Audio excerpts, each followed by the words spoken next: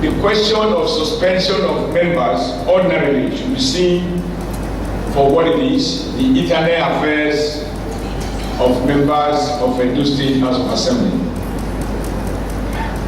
However,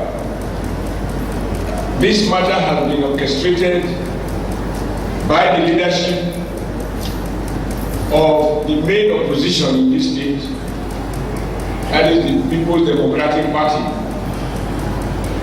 to a crisis level in order to cause maximum destruction in governance. I seek your indulgence, therefore, to recall the sequence of events so as to put the issues in very, very clear perspectives. 3 honorable members, namely Friday Ogiriaki, Patrick Osayeme, and Jude Issedehen, had approached the Federal High Court, sitting in Benin City, and obtained an ex parte order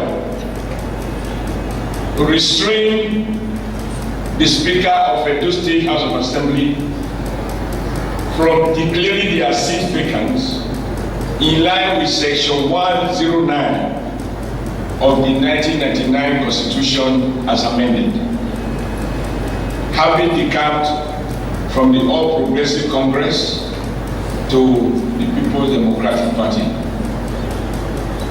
They on their own went to court to praise the court to protect them from their seat being declared vacant or from being suspended. These 3 honorable members also prayed that the Speaker and the House of Assembly should also be restrained from exercising any disciplinary powers on them, including suspension on any disciplinary grounds. On his own, Honorable Abrazak Momo of Isako West had approached the State High Court sitting in Auchi and obtained a similar ex parte injunction restraining the Speaker from declaring the seat vacant in line with Section 109 and the House from exercising any disciplinary powers on them, including suspension. The State High Court, City at Auchi, also obliged Honorable Razak, and this ex parte order was granted without hearing the other side. The Speaker, Right Honorable Uyigwe, complied in full with the court orders. The motion on notice was afterwards argued at the Federal High Court, sitting in Benin City. The court, after hearing the argument, ordered that the Speaker, Honorable Uyigwe, should not declare the seats of these 3 members vacant, pending the hearing and determination of the substantive matter before the court.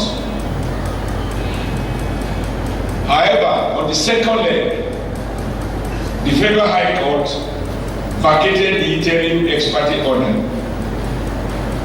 restraining the Speaker from suspending the 3 members on disciplinary ground. The court felt that the court could not prohibit the House from exercising its powers of discipline. So that leg of the order was accordingly vacated. Having vacated that order, the House sat and, in line with their rules, decided to suspend these 3 honorable members. In the case of Razak Momo, the Assembly has since declared the sole seat vacant because the ex parte order he had obtained had expired, and the court that he chose to go to had no jurisdiction even to entertain the matter.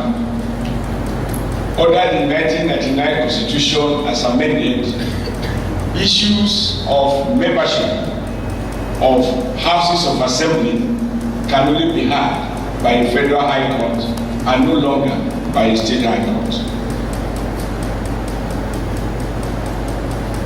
It is important to point out that Honorable Festus Ibeya from Eastern Southeast, who was the former Deputy Speaker and who was impeached by the House for alleged misconduct and misdemeanor on July 2nd, 2014, as at the time he was impeached, Honorable Ibeya was still a member of the All Progressive Congress. Therefore, his impeachment has nothing to do with the politics of decamping or not decamping.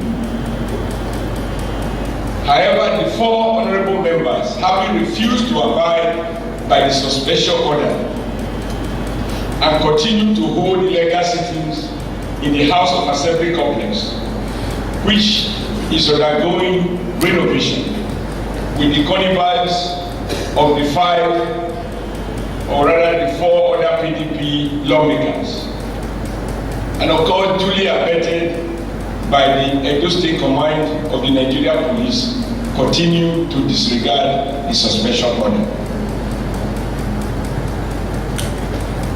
In line with the commitment of the leadership of the House of Assembly, Order Honorable Uyi Igwe, the House, rather than resort to use of force, approached the State High Court to restrain the four suspended members from forcing themselves into the chambers of the House of Assembly, pending the determination of the case the House had instituted against these four honorable members. The High Court, subsequently, after hearing the arguments, granted the interim order. The Royal Highnesses, with your permission, I would like to quote the contents of the interim order. The interim order quotes, restraining defendants by themselves or agents, assigns, privies, or other person active for, through or by them, from forcibly gaining entrance into the premises and legislative quarters of the third claimant, or however interfering with the sitting activities and other functions of the third claimant, pending the determination of the motion or notice. Second, the court also ordered, quote, an order directing the first and second defendant, that is, Inspector General of Police, Zone 5, Benin City, Edo State, and the Commissioner of Police, Edo State, to provide adequate security for all sitting in the third claimant and for all its properties, pending the motion or notice. End of quote. For the avoidance of doubt, disciplinary issues as they pertain to the conduct of the affairs of the House of Assembly is not new in Nigeria or indeed anywhere in the world. There is virtually no House of Assembly in Nigeria that at one time or the other has not had cause, fairly or unfairly, to suspend one or more of its members for one reason or the other based on the rules of the House. Indeed, even in the civil service, there are provisions for suspension of officers if they are accused of a serious wrongdoing. I believe even in the judiciary, judges under investigation have been suspended at one time or the other in our history.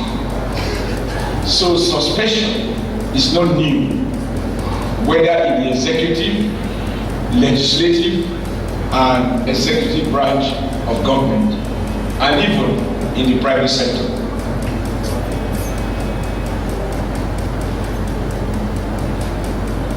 In the case of Edo State, the suspended members who happen to be members of the PDP and their colleagues who were not suspended showed a total disregard to the court order and continued to force their way into the assembly with the protection of Edo State Police Command.